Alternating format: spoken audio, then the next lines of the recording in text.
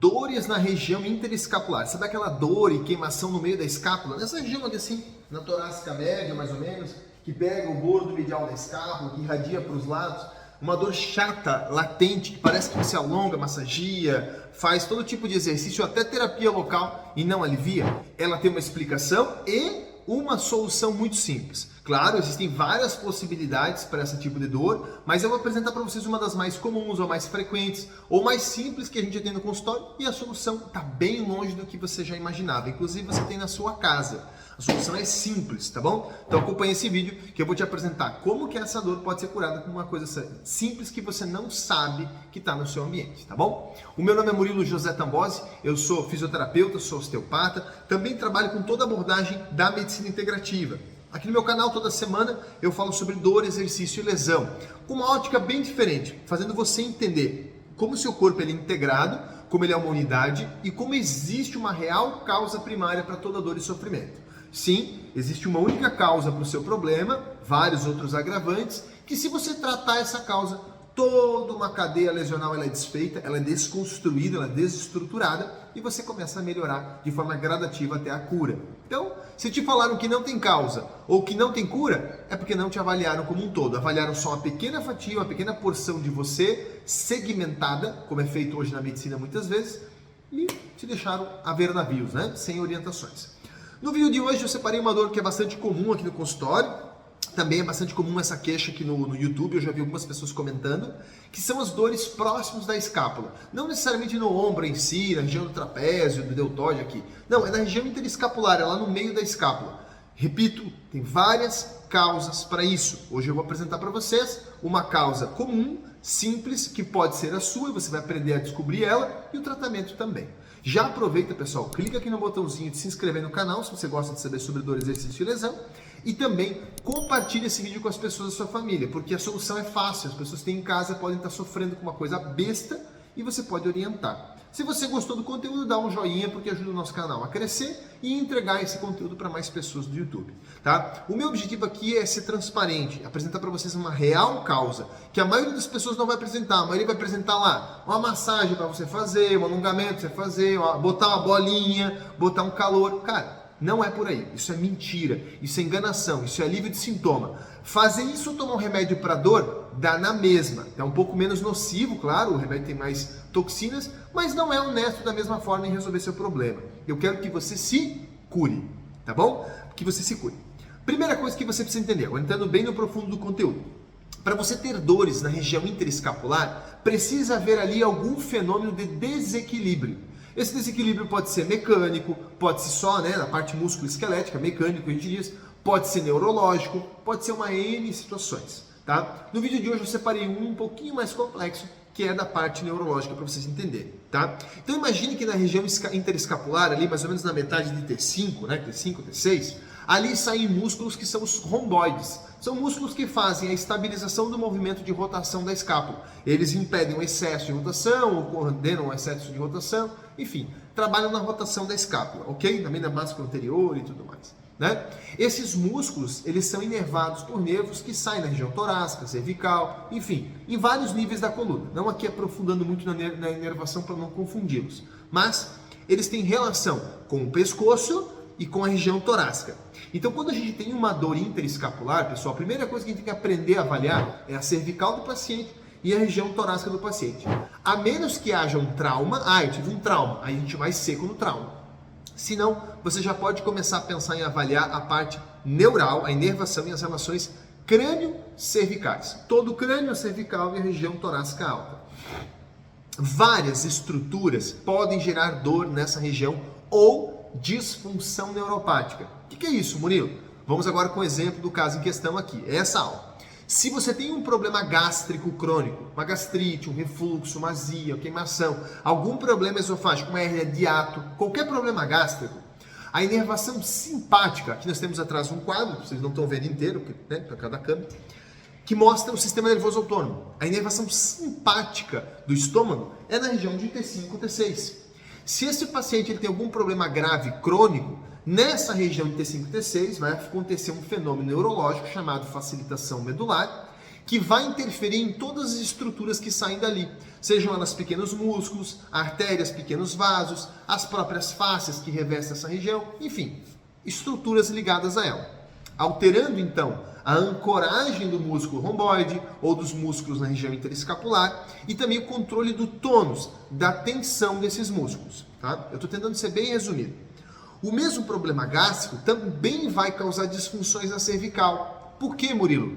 Porque o estômago ele está ligado ao músculo diafragma e o músculo diafragma é inervado por um nervo que sai da cervical.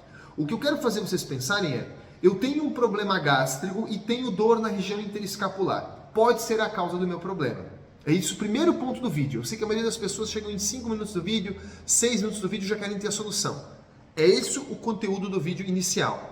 Se você tem um problema gástrico crônico e tem dor na região interescapular, você já vai entender a conexão de um com o outro e qual a ferramenta para resolver esse problema.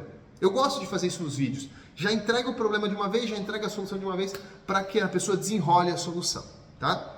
Então, dor interescapular pode ser uma alteração do tônus da região dos músculos nessa ligação por questões da facilitação medular causada por problemas viscerais, como nesse caso, problemas esofágicos ou gástricos, tá? Ou gastroesofágicos, ok? Nessa região vai acontecer todo um prejuízo da biomecânica que ancora, que movimenta a escápula. E que com qualquer exercício você não vai aliviar, porque não é um problema mecânico puramente, é um problema neurológico, é uma disfunção neuropática que veio de um fator visceral, veio de uma alteração numa víscera, que não é necessariamente uma doença, não precisa ter uma úlcera, um câncer no estômago. Você pode ter uma simples gastrite ou refluxo por vários fatores que eu vou comentar no vídeo, tá? As conexões, elas são, como eu falei, pela inervação simpática, pelo próprio diafragma nas relações cervicais e até mesmo por questões mecânicas ao tórax. Olha que interessante. Uma pessoa que tem refluxo, tem queimação e tudo mais, o esôfago ele vai causar um efeito de restrição e inflexão, vai trazer você em flexão nesse sentido. Como isso não é compatível com a postura para o caminhar, para se locomover e tudo mais, há uma tendência que você faça uma extensão do tórax. Então nessa região vai haver também compensações mecânicas, músculo-esqueléticas e das fáscias que revestem o esôfago e o estômago em adaptação a esse problema. Tá? Então entender que a posição tua e as queixas que você tem na escápula podem única e simplesmente simbolizar um problema gástrico. Aí você vai vir com aquela pergunta para mim, Murilo, como que eu resolvo esse problema? Bom, você tem em casa seguramente limão, não? O estômago é um pH ácido, um pH de 2, 3, é um pH muito ácido. O pH do sangue é um pH de 7,3, 7,35, 7,45. Tem águas que você toma com pH de 10 ou mais.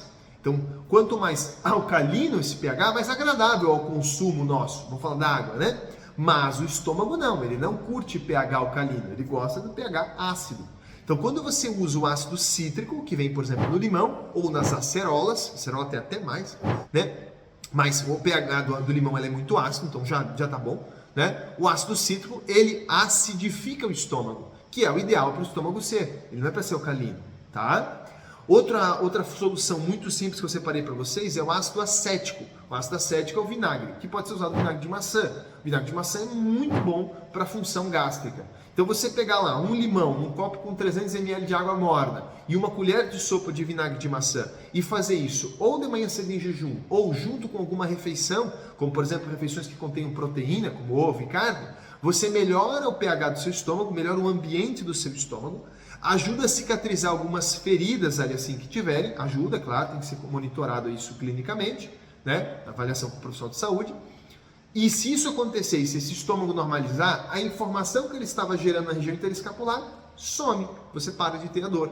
Se você ainda tiver inflamações um pouco mais graves a nível do esôfago, aí eu recomendo que você utilize alguns desses soluções de aloe vera. Aloe vera existem várias soluções para você beber, para você consumir, para você, né, até pasta de dente tem aloe vera hoje em dia. Né? Existem marcas que só trabalham com aloe vera. A aloe vera, né, a babosa, né, mas seria a aloe vera, que você possa tomar, soluções líquidas, também ajudam a desinflamar. Hoje a gente manipula isso na farmácia, mas aqui no vídeo não tem como te passar uma manipulação.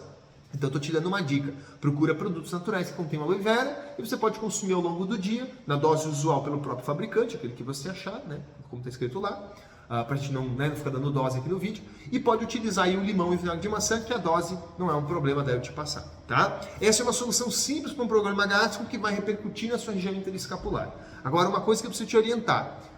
Se você tem um problema gástrico, tem uma causa.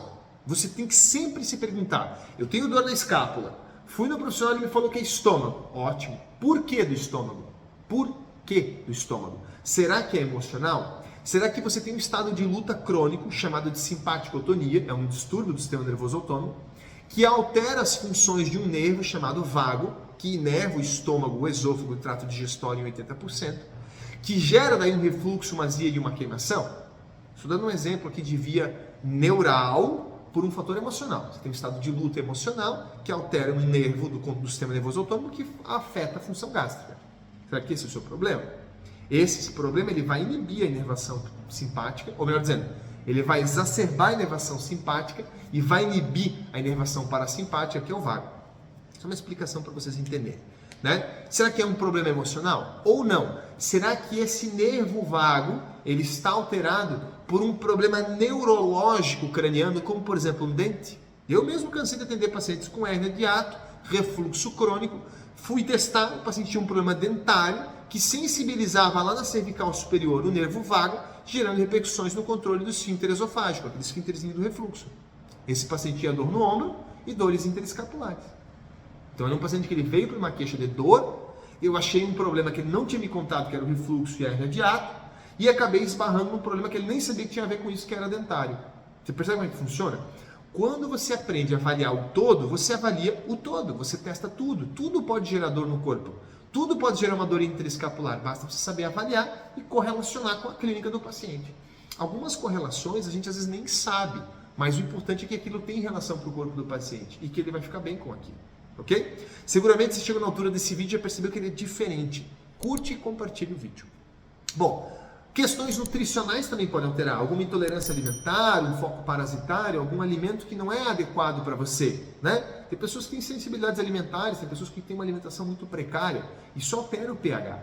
A falta de alguns alimentos, como por exemplo as frutas, que são muito boas para o pH estomacal, também podem alterar esse componente. Então levar em consideração fatores emocionais, fatores neurológicos e fatores nutricionais, tá bom? Quando eu digo neurológico, são problemas como a questão do dente, mas vários outros problemas cranianos também podem afetar o nervo vago e repercutir da mesma forma sobre o seu estômago.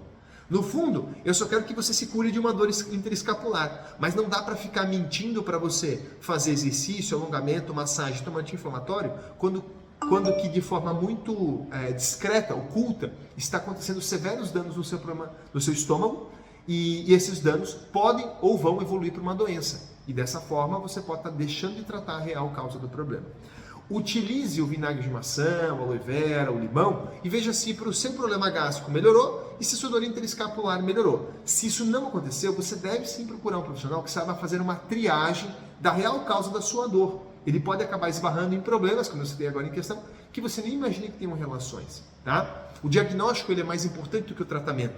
Por isso que no meu consultório nós focamos numa metodologia de avaliação, diagnóstico e tratamento baseada em 4 pilares. Avaliar o emocional dos nossos pacientes, a parte nutricional, a parte energética, que é outro assunto aqui em questão, e a parte física. Avaliando esses 4 pilares da forma completa, nós conseguimos entender como esse corpo está tentando resolver o problema. O seu corpo está tentando resolver sua dor interescapular e o seu problema gástrico da melhor forma possível, só que você não sabe.